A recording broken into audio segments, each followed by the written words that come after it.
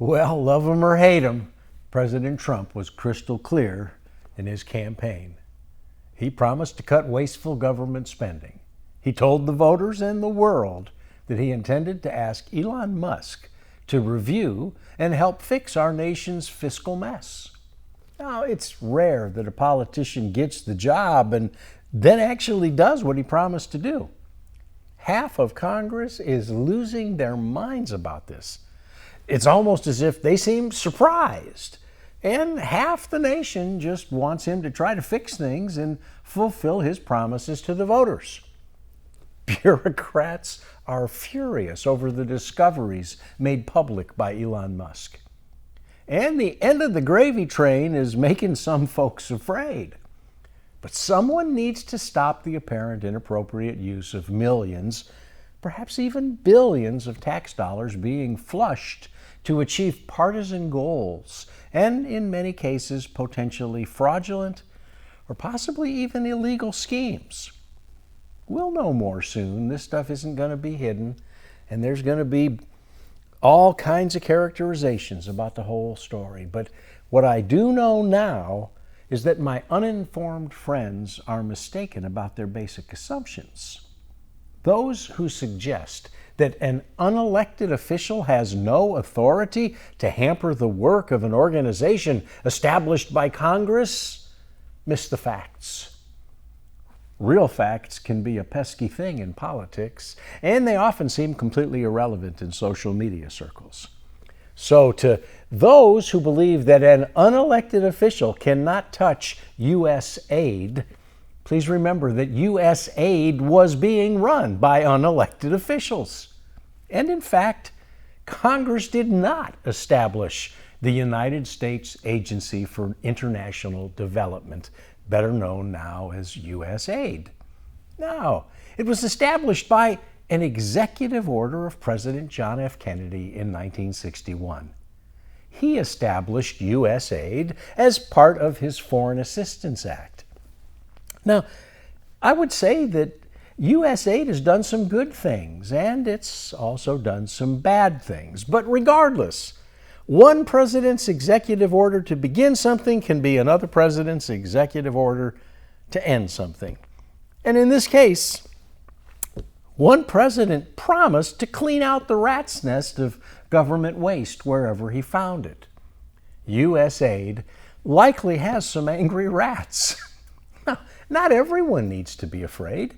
Just those dependent on government fraud and wasteful spending. And of course, that's a different thing. You see, at the president's orders, Elon Musk is going to pull the curtain back on how our tax dollars are being invested. Instead of professional politicians, we have a few professional businessmen looking at the business of government. I mean, the politicians, well, they've kind of been failing us. They find it easier to raise taxes than to cut spending. Most politicians recognize that our national debt is unsustainable. Now, personally, I see some combination of three variables changing to avoid an eventual default or insolvency. It's kind of simple. The government makes money by charging taxes. They need to either make more or spend less. So, number one, they could raise taxes to offset the deficit. Number two, they could lower expenses to offset the deficit. And then there's also a little more complex number three that could be considered.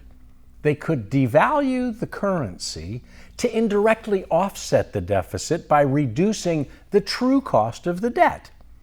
In other words, if they chose to continue printing more money, the cost of the debt would shrink by using cheaper money to pay the expenses. Now, since they also control the interest, well, they could return to near 0% interest rates, which that also leads to cheaper money. But we got to remember that by inflating the money supply, as we've all learned, it eventually comes at the cost of higher consumer prices, better known as inflation. And most voters rejected higher inflation as an option. Now let's be real. Few voters actually want to pay higher taxes. They only want someone else to pay higher taxes. And those who believe in the silver bullet that other group of people will be paying enough extra taxes to solve the problems of the economy, well, those same folks also believe in unicorns. We can't tax our way out of a coming insolvency. Therefore, cutting expenses was an important campaign promise to try to fulfill.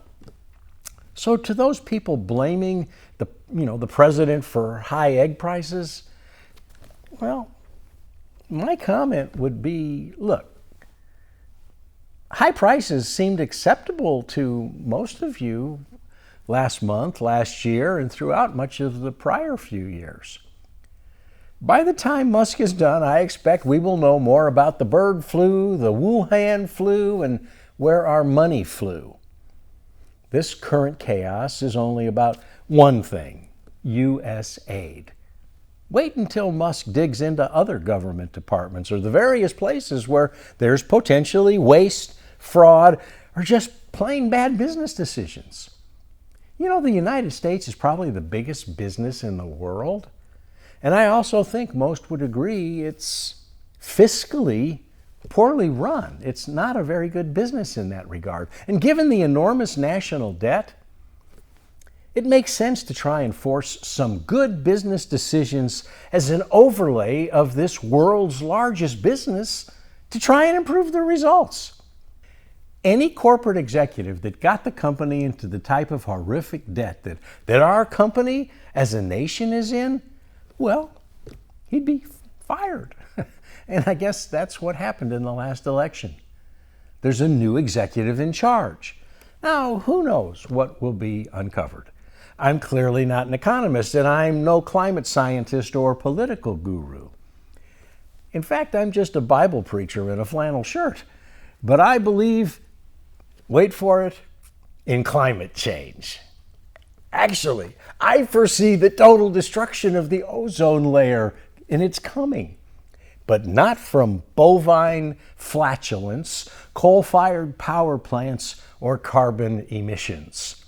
Those things will take much too long to destroy the ozone. I believe in the microwave theory of ozone destruction. Sort of my own little cosmic theory. I think God has this super big, ginormous microwave oven, and I'm pretty sure God also has the largest roll of tinfoil in the universe. And I believe God is going to wrap the whole earth in tinfoil. Now think about it. Since the earth is probably flat, it'll look like a giant pizza. And he's going to pop it into the microwave and hit the button, and blam! When the tinfoil hits the microwavey thingamabob, the entire ozone layer is going to be blasted to smithereens. Now, well, I have to be honest. I have to admit that I could be wrong.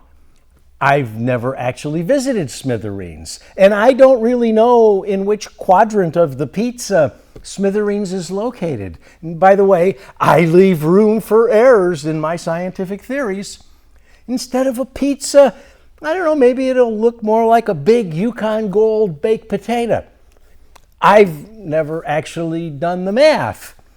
But round or flat, we can all agree what happens when a giant foil thing gets nuked in the microwave oven. Like I said, blam! Pretty scientific, don't you think? There goes the ozone. Now, I'm pretty sure the smartest little girl in the world, you know, Greta Thunberg, I think she was put in charge of saving the world when she was about 14 years old by her mommy and daddy. Well, she would agree with me that when the ozone goes, bam, we all go away. And there you go. It's true. And it's right in the Bible. Then the fourth angel poured out his bowl on the sun, causing it to scorch everyone with its fire. You can read about it in Revelation chapter 16, verse 8.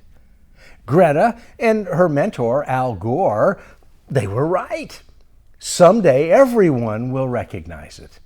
Global warming will be the end of us. Like I said, right there in the Bible. Everyone was burned by this blast of heat. Yep. Wait until Musk digs into the climate change commandos. That Green New Deal is probably not going to save the ozone from God. And Elon is probably going to find lots of money wasted trying to stop carbon emissions from cows and other stuff from bulls. Well, they've been investing our tax dollars on the wrong theories, and they've ignored my microwave theory. The ozone will go with one push of a button, and the sun will cook everything. Well, sort of. Now, I know some of my friends probably will reject my theory because it violates certain scientific theories and laws of biology. They heard what I read from the Bible. The fourth angel poured out his bowl on the sun. And some of my friends are smart enough to know we have no way of identifying if that was a boy or a girl angel. I mean, who looked under his or her little angel wings to confirm the correct pronoun? Oops. Well, that falls under a different executive order. But mark my words, Musk will get to the bottom of any government waste in the climate change initiatives. After all, he makes electric cars, so there's no need for fossil fuels in his cars or the freak show of filling those batteries with free juice. Well, let me tell you something else. There's no free juice. There's no free lunches. And before I'm done, I'm going to sing you a song that will explain it all. But here's the thing. Before I get my guitar, I want you to know that when everybody finally gets back to the Bible, everyone will see the real cause of global warming. So listen carefully. Everyone was burned by the blast of heat, and they cursed the name of God, who had control over all these plagues. They did not repent of their sins and turn to God and give him glory. I would say the solutions may not all be found in the playbook installed by President Trump. I would also say that the problems were not caused by President Biden. I think the problems are bigger and they go deep. If we really want to see some things fixed, we probably need to get about the business of repenting of our sins and turning to God and giving him glory. I got to go grab my guitar. Give me just a moment. Well, I've been talking a little bit about the promises of presidents and the plans of politicians. There's stuff going on in the world. People are talking about what's happening. You hear about The Hague. Well, I want to talk a little bit about The Hague, but not the one you're thinking of. I'll talk about Merle Haggard. He should have lived long enough to see what we see today.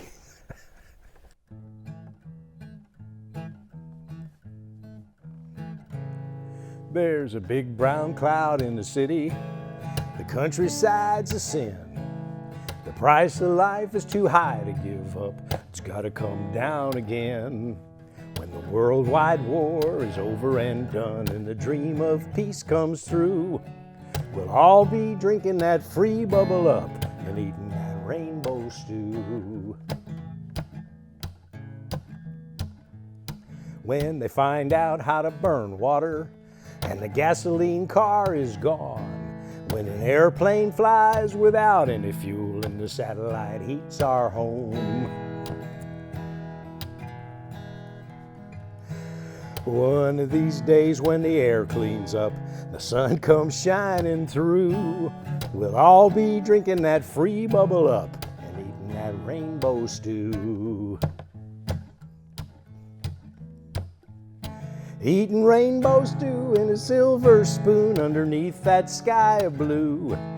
We'll all be drinking that free bubble up and eating that rainbow stew. You don't have to get high to get happy. Just think about what's in store.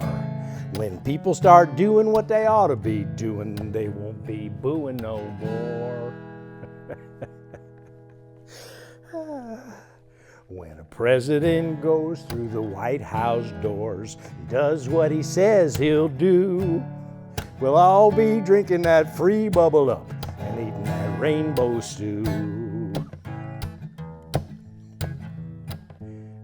Eating rainbow stew in a silver spoon underneath that sky of blue, we'll all be drinking that free bubble up and eating that rainbow stew.